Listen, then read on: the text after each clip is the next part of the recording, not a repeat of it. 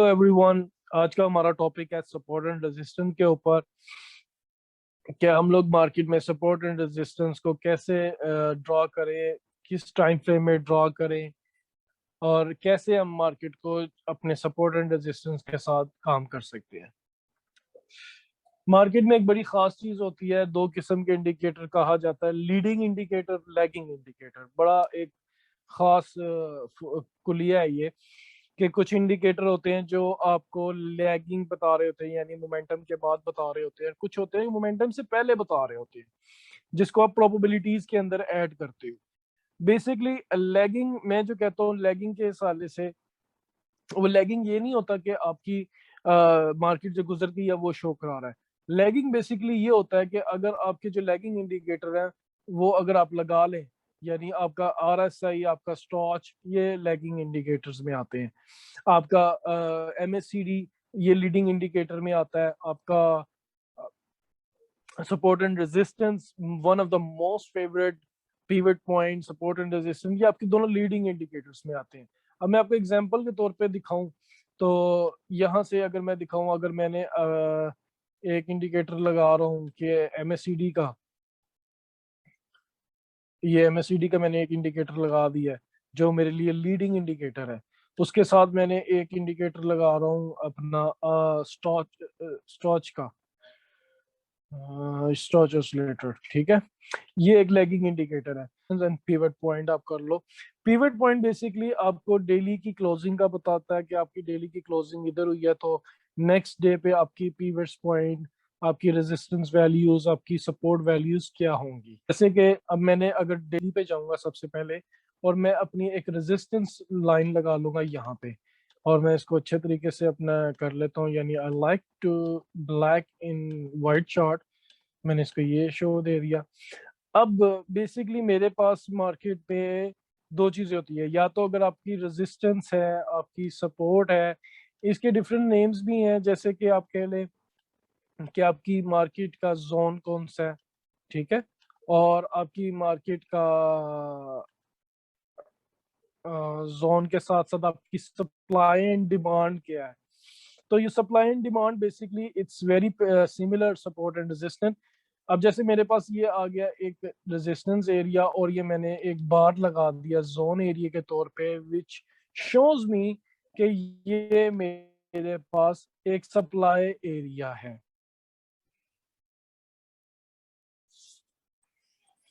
अच्छा जी, जिस तरह से हमने ये देखा कि हमारा ये रेजिस्टेंस है, इसको हम लोग जोन भी कह सकते हैं। मैं इसको जरा कलर चेंज कर लूँ, यहाँ से प्रॉपर्टीज में जाके मैं ग्रे ले लेता हूँ।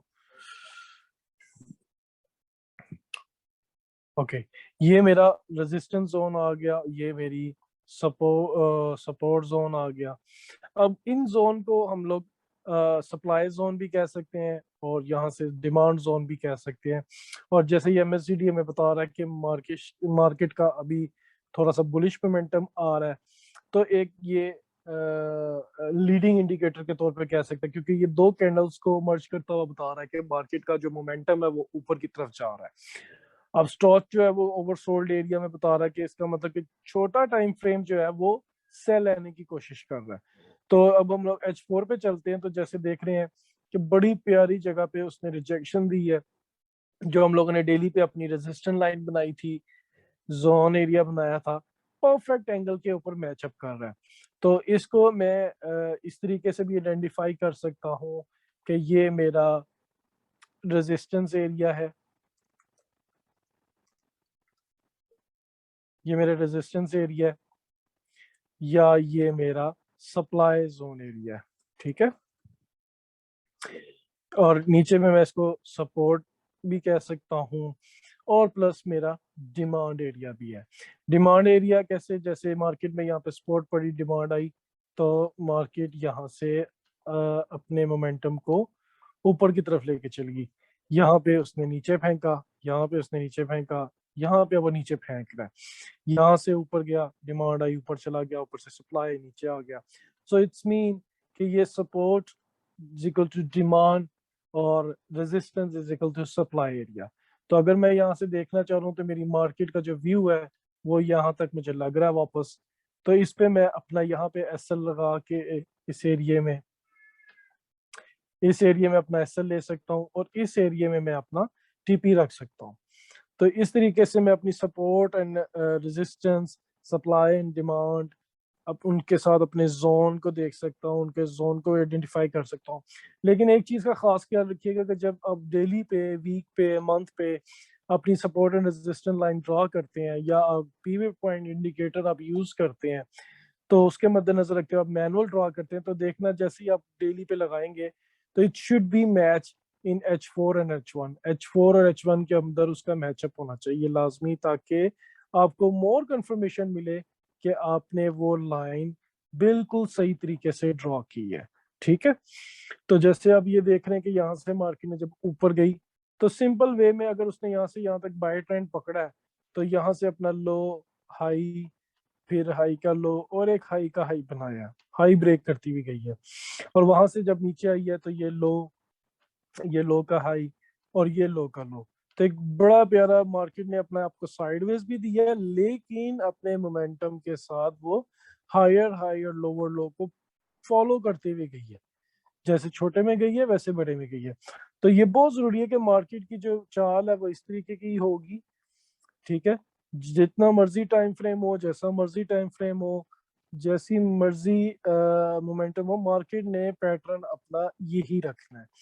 तो इस तरीके से अगर यहाँ पे ट्रेड लगाना चाहूँ, तो मैं यहाँ पे एक ट्रेड ले सकता हूँ जिसका मैं एसएल यहाँ दे सकता हूँ और अपना टीपी यहाँ पे दे सकता हूँ। तो देखिए जैसे अगर मेरा एसएल है $10 का और मेरा टीपी है 11 का, तो 1:1 का रेशियो एक आ जाता है।